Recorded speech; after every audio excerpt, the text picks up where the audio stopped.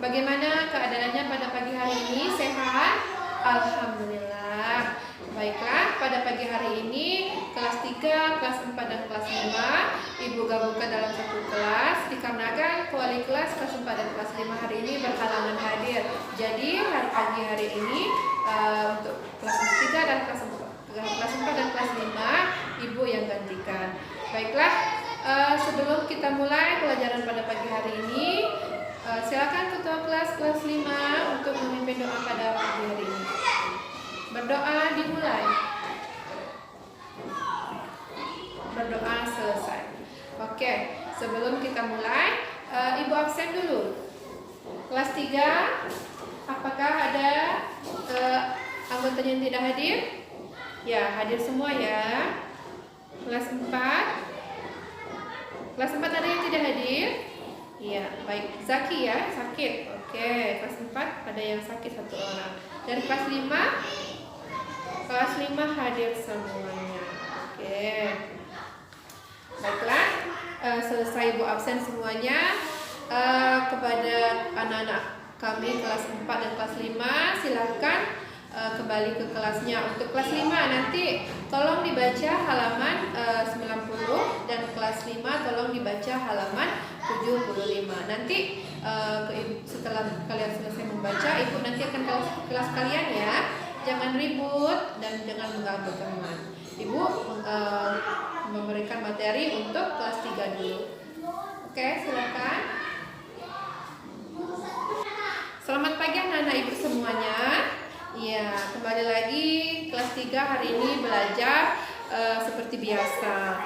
Baiklah, sebelum kita memulai materi kita pada pagi hari ini, Ibu mau tanya dulu, apa ada mengulang pelajaran di rumah? Iya.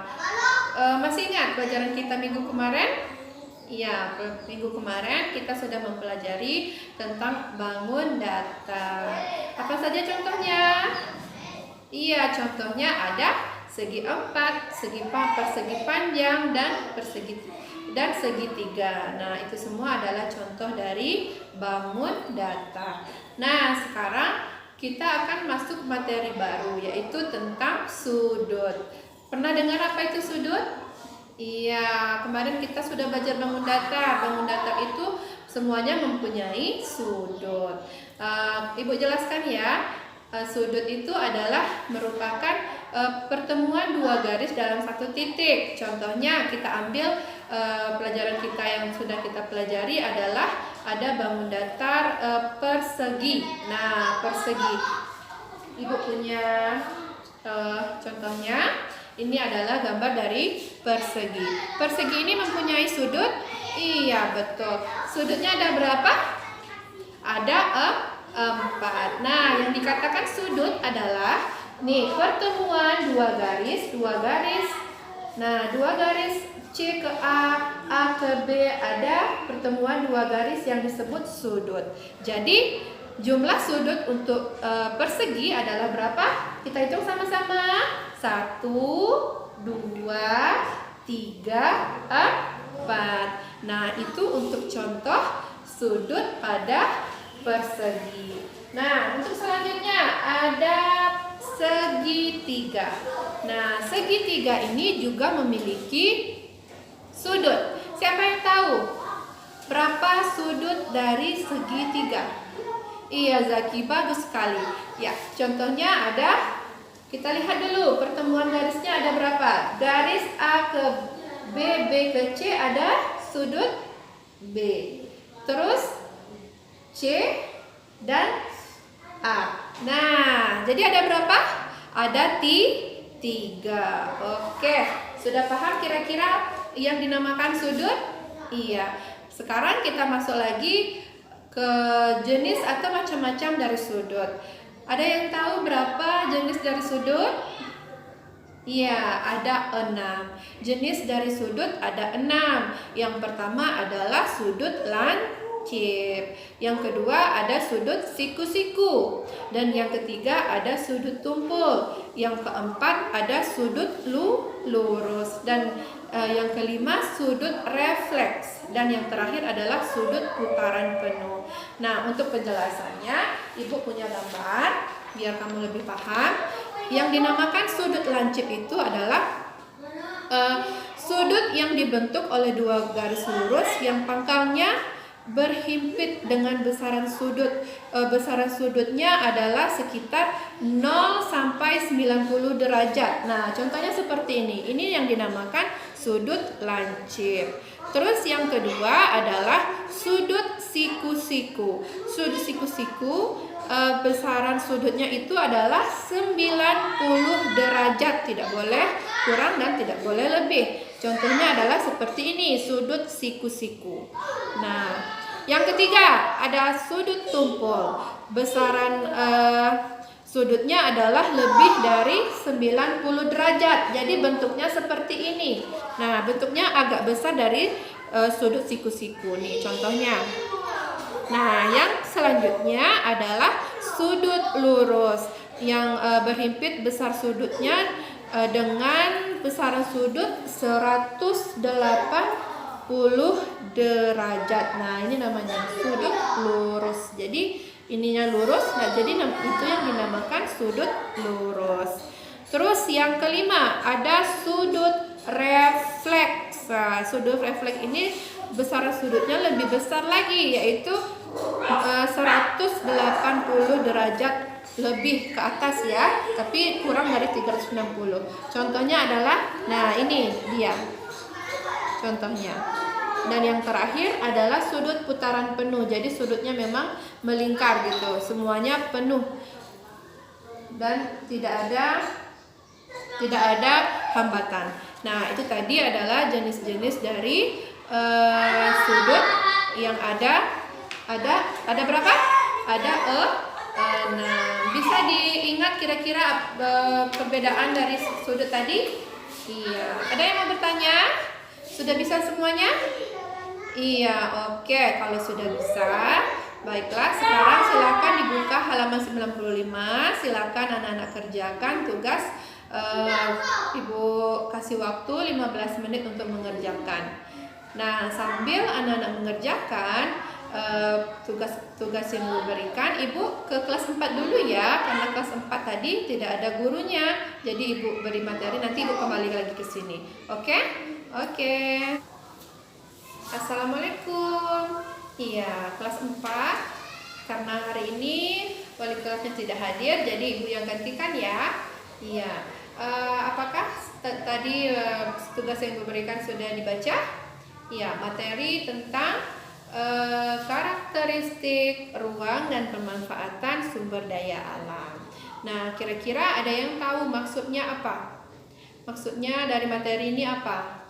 Iya, adalah apa-apa saja yang ada di sekitar kita yang bisa kita gunakan untuk yang kita kelola, yang kita gunakan untuk kehidupan kita sehari-hari. Contohnya, Ibu punya gambar. Contohnya yang pertama adalah, iya, ada gambar? Betul, ada gambar pegunungan.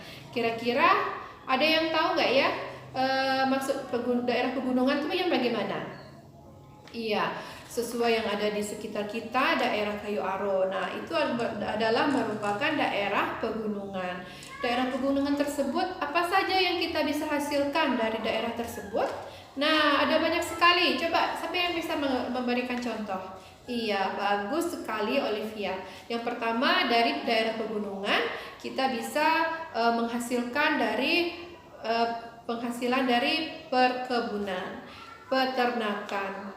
Bisa jadi juga tempat wisata. Nah, coba siapa yang tahu apa saja hasil dari perkebunan yang ada di Kayu Aro? Iya, ada kebun teh, ada kebun kentang, ada cabai. Kalau untuk wisatanya, ada yang tahu?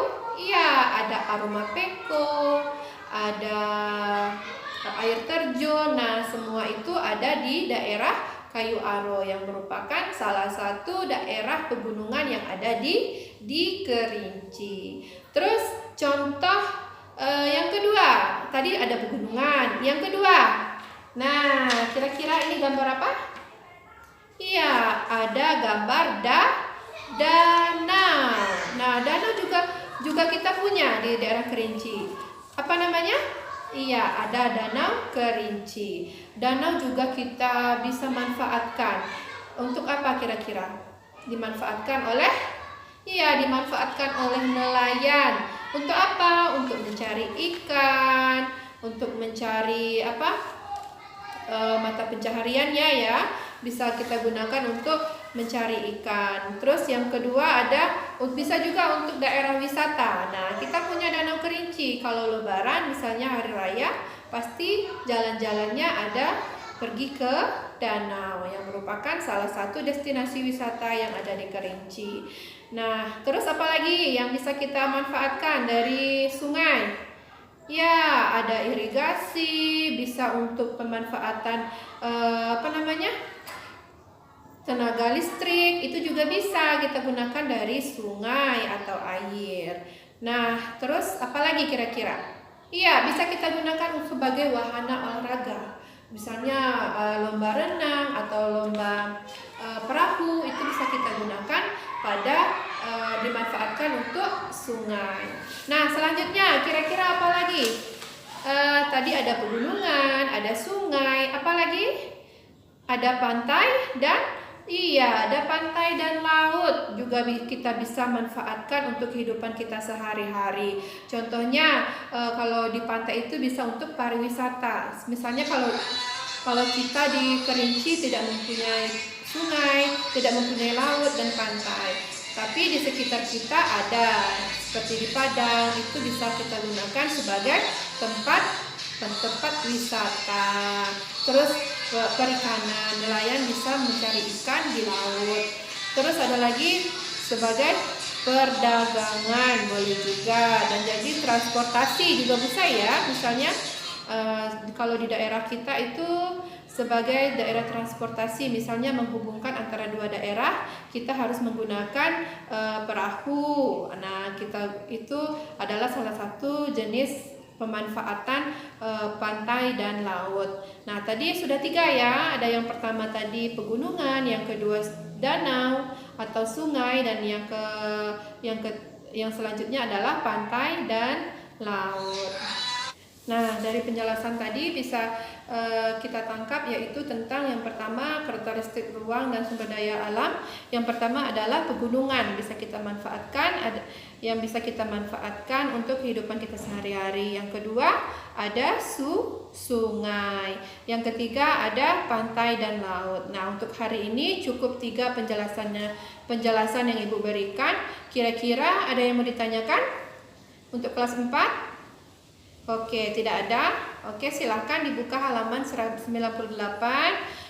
Ada latihan, silakan dikerjakan. Dikumpulkan hari ini ya. Tidak dijadikan PR, nanti Ibu kembali ke sini lagi, oke? Ibu sambil kalian mengerjakan, Ibu masuk ke kelas kakak kalian dulu, ke kelas 5. Assalamualaikum kelas 5. Iya. Gimana? Sudah dikerjakan tadi materinya? Sudah dibaca? Iya, oke, hari ini Ibu yang gantikan ya, wali kelas kalian karena tidak hadir, jadi Ibu yang gantikan. Baiklah, kita masuk kepada materi pada hari ini, yaitu tentang materi tema 8 ya, tentang materi dalam kehidupan sehari-hari. Untuk hari ini kita fokuskan kepada yang zat tunggal dan zat campuran. Nah, ada yang tahu kira-kira apa itu zat tunggal dan zat campuran? Ada yang sudah pernah dengar? Iya, Ibu jelaskan ya. Zat tunggal itu adalah disebut juga zat murni. Adalah suatu zat yang memiliki komposisi penyusunannya konsisten atau homogen dan memiliki sifat yang sama pula. Terus contohnya, berarti kalau dalam zat tunggal ini tidak ada campuran, zat murni. Contohnya adalah air. Air memang murni air. Terus gula, garam, kawat besi, gas oksigen, ada emas 24 karat. Jadi memang murni, tidak ada campuran apapun.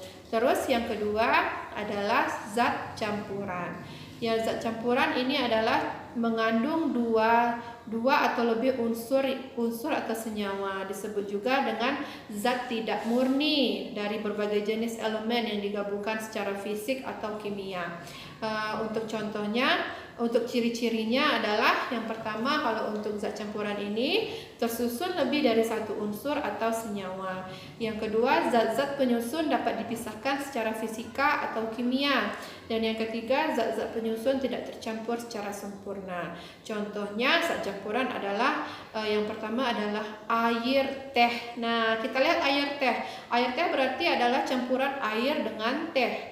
Ada gulanya, terus kopi, ada air dan kopi. Nah, berarti ada dua unsur senyawa yang ada di dalamnya. Berbeda sekali dengan tadi yang dinamakan zat tunggal yang merupakan zat murni.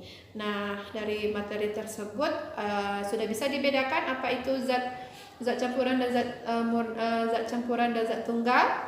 Iya. Sudah ada yang mau ditanyakan? Tidak. Oke, silakan kalau tidak ada yang ingin bertanya, silakan dibuka halaman 79. Ada latihan dari 1 sampai 5, silakan dikerjakan. Nah, sambil dikerjakan Ibu minta ya, tidak ada yang ribut, tidak ada yang keluar, Ibu kembali ke kelas 3. Oke? Nah, kelas 3, gimana kelas 3? Sudah selesai? Ya.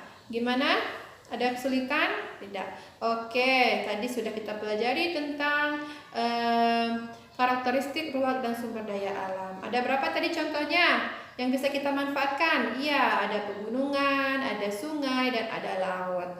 Kira-kira semua itu adalah contoh yang ada di sekitar kita. Seperti tadi adalah pegunungan, bisa kita manfaatkan pada pengelolaan kebun gitu ya, ada kebun kentang, kebun teh, kebun cabai, dan juga bisa juga pada sektor pariwisata seperti yang ada di sekitar kita di Kayu Aro, yaitu ada Aroma Peko, ada air terjun. Nah, semuanya berada di daerah pegunungan. Terus yang kedua ada danau. Nah, kita juga mempunyai contoh sektor pariwisata di Danau Kerinci. Nah, sektor pariwisata tersebut juga kita manfaatkan untuk kehidupan kita sehari-hari. Selain itu juga kita bisa gunakan dalam sektor perikanan ya, seperti nelayan mencari ikan di danau. Nah, itu juga bisa kita manfaatkan untuk kehidupan kita sehari-hari. Nah, selanjutnya tadi ada pantai dan laut. Nah, pantai dan laut tersebut kebetulan di daerah kita tidak ada, jadi kita ambil saja contoh yang ada di daerah tetangga kita, yaitu di Padang. Nah, yang bisa kita manfaatkan dari sektor dari sungai, dari pantai dan laut tersebut adalah yang pertama sektor pariwisata, juga bisa juga kita ambil, atau sektor olahraga bisa juga, dan masih banyak lagi. Nah, kira-kira dari penjelasan dan pelajaran kita pada pagi hari ini, apakah ada yang mau ditanyakan? Iya, tidak ada?